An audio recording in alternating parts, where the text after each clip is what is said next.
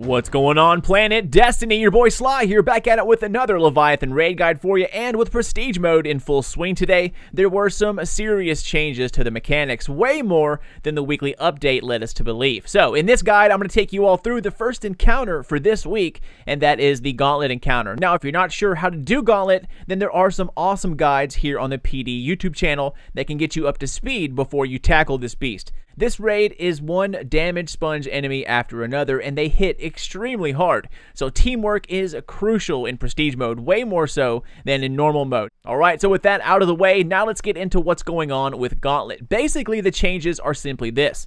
Number one, after every round, 2 new runners have to pick up the orb and run the Gauntlet. And 2, after the runner clears his or her gate, you're going to have an additional scion appear, 2 in total. The one that we're all used to, the counselor that spawns directly in front of the plate where the runner passes by. But then there's also a projection scion that can be found at a few different areas around the plate, but more on that here in a second.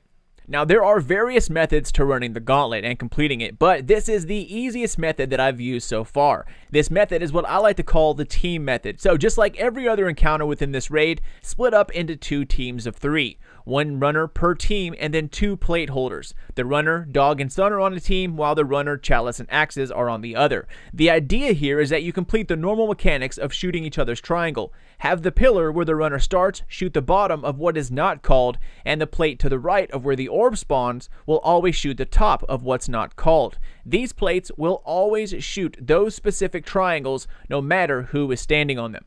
For instance, I was on sun, and I always shot the top triangle of what was not called. My partner always shot the bottom. Once you guys have all of that settled, go ahead and start this bad boy up. The ads are very powerful here, guys, and the first runner needs to be helping out his 2 teammates. Throwing a pulse grenade at the spawn door as soon as you hear the gong is a great way to block off and kill the ads from that side for the first 2 spawns, allowing you to focus on the other side. Rockets work very well here, but so does a solar sword or merciless. It's totally your call, but the sword was pretty hard to beat. Once everything is clear, go ahead and start up the Gauntlet like normal, and be sure to pace the callouts. Have 1 runner call it out first, and then second call it out a few seconds after that, so you guys will not be talking over yourselves. Make sure everybody else stays silent. Even if you mess up, just suck it up and keep going. The runner will call out the symbol and row, and of course you team shoot the 2 that are not called. Once the runner passes through the first gate, there will be the normal counselor that spawns directly in front. So jump down like normal, go ahead and melee it. However, the added mechanic here is that there will be a projection scion somewhere in this area. They usually spawn on one of the 2 pillars, to the left or right of the plate, or they spawn directly on the plate themselves. This is where your partner comes in. Once the runner passes through the gate, jump down, melee your scion, and then once that happens, you're going to hear the projection scion spawn in. Since your partner is already looking your way because he was shooting at your triangle, your partner will be responsible for your projected scion. This lets you focus solely on the counselor and making it back to the plate in time, ready to shoot the next gate.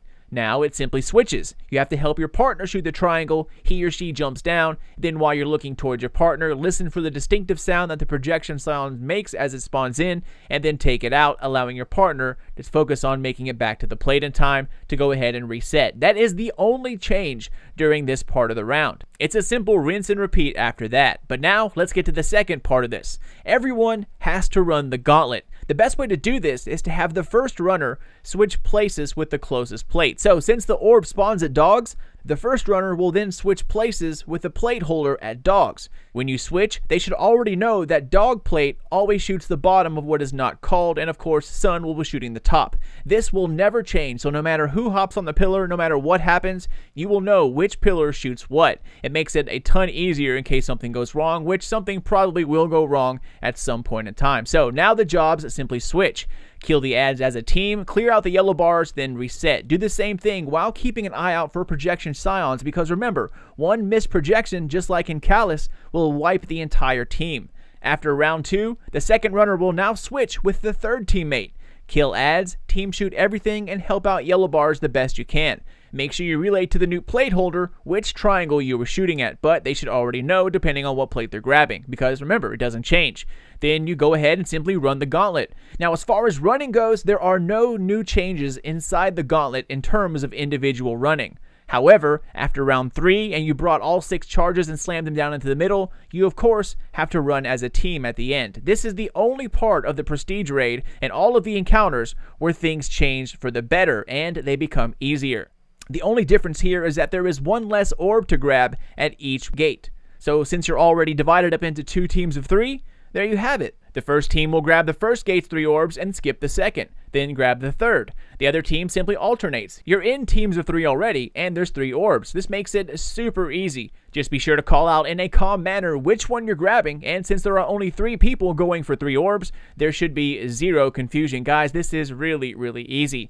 Prestige difficulty is the same as normal mode in terms of the end goal. You still need to get 9 total slams into the middle. So if every runner of every round makes it to the middle, then you only need 3 to survive at the end. If 1 runner dies, then 4 has to make it to the end. 2 runners miss, then 5 must make it, and so on. However, this method is so easy that no one should be dying during the team running phase. And guys, that is really about it. Once you get into the rhythm, it's actually very easy. The hardest part about this raid in general are the ads. The grenades are ruthless, and instead of a little health loss, 1 grenade will almost kill you. Get grazed once and 1 lucky grenade and you're dead. The ads are the hardest part of the gauntlet, not the mechanic itself.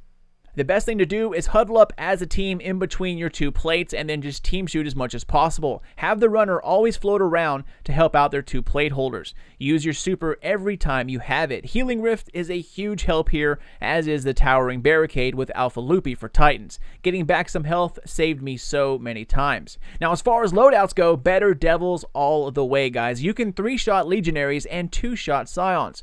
Of course, it takes you more hits if you get body shots, but it will take you almost a whole clip per enemy if you're using an AR or a scout. These health pools are ridiculous. Something with high caliber rounds also works pretty well. The stagger gives you precious seconds of relief when they stop shooting or throwing grenades at you, and that is very welcomed. Nameless Midnight, of course, also works well, as does Uriel's Gift, the Number, Gross Primus, Mida, etc. However, if you're using a hand cannon, you will want to throw on a kinetic reload mod. It will end up saving your life. But after you switching to better Devils, you will probably not be switching back to anything else. That's how good a hand cannon is for this raid. Now, in terms of heavy, like I said, the sword did me just fine. 1 grenade and a few sword swipes and your major is taken care of. Merciless also works very well, but just be careful, guys. The major can and will destroy you pretty quickly, so be sure to attack only when you're at full health. But that is about it, Guardians. Once again, this is just like the first week of normal mode. You simply need to get into the swing of it.